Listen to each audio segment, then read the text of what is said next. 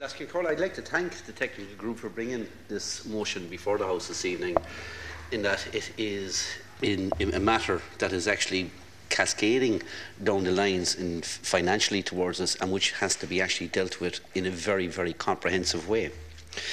And in response, the key focus, as laid out in the programme for government, is that the government actually do have a very determined and very, very responsive plan to it. The key aspect to that is that people will not find themselves on the side of the street as a result of the consequences of the property bubble. And a primary focus of the new government's agenda is to ensure that a moratorium period is put in place for 2 years. However, that's not the only measure that is included in the programme for government.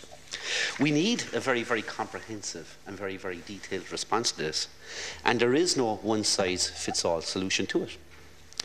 The legacy of the previous government has not been to address the issue whatsoever. In fact, the previous government set up an expert group following a private members' debate that was moved here by the Labour Party back in the autumn of 2009. That expert group brought forward its report on the very day the Dáil went into recess in 2010. And its final reports, which were published, I think, in October or November of 2010, were not debated inside this House, despite calls from myself and many other TDs in the Dáil at that time to actually have the findings of that report actually debated. So this is not a new issue before this House, but what is needed this evening is a new and immediate response. So what we've had ever since the mortgage crisis started developing in 2007 has been a delay and a procrastination by previous government on this issue. So in response, the question is, what are the government actually going to do, this new government? The very first thing we're going to do is we're going to put in place a 2-year moratorium on repossessions. Why? Because this gives people time to sort out their financial position and allow them to remain in their homes. That's the very first thing that we need to do, and we will do that. It's in the programme for government. Secondly, we're going to convert MABS into a strengthened personal debt management agency that will be set up in a very, very extensive legislative comprehensive framework, because that is actually required. There is no one-size-fits-all situation, and we need to have a debt management agency that assesses the individual needs of people who are actually in mortgage distress at this moment in time. We will also, by doing that, provide a professional advice to people who are actually in distressed mortgages that rebalances the relationship between borrower and lender, which is one of the big difficulties with people who actually find themselves in distress at this moment. And what we're going to do is make greater use of the mortgage interest supplement, because that is required as well. The mechanism of qualifying for mortgage interest supplement was that you had to be unemployed. As been mentioned in this House, for the vast majority of people, they bought houses based upon the premise of an income of 3 or 4 years ago.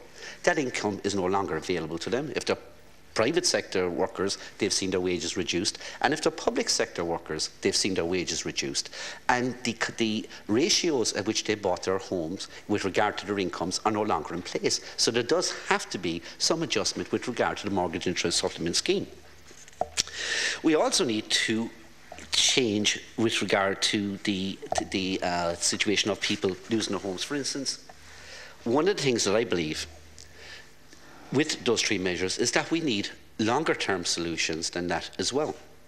And in order to put in place longer-term solutions, it's my belief that the newly constructed MABS, our Personal Debt Management Agency, needs to be assessing people on an individualised basis.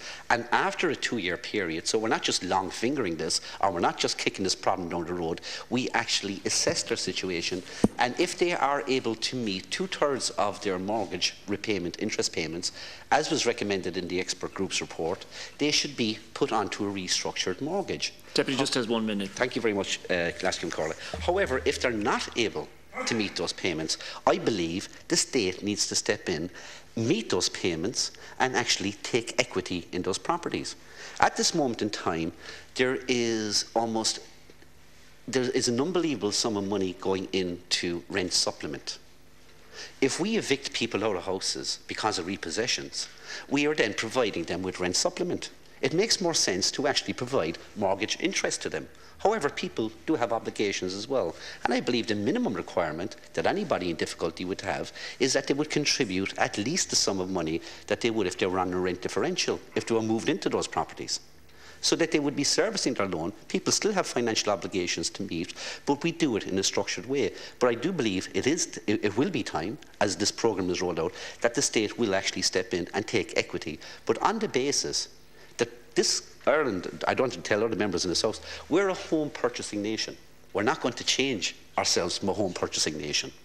We need to allow people who are in difficulties at this moment in time to be provided with a facility that they won't be put out of their homes, that the state will give assistance, but that assistance can be redeemed when they get themselves back on their feet, and they can buy that equity back from the state after a period of time, because this recession is not going to last for 6 months, it's not going to last for 12 years, and people need a determined period of time, and a guarantee during that determined period of time that they will actually be protected by the state, they won't lose their homes, but that they will be obligated in a longer frame to actually get themselves back into their homes and to redeem that.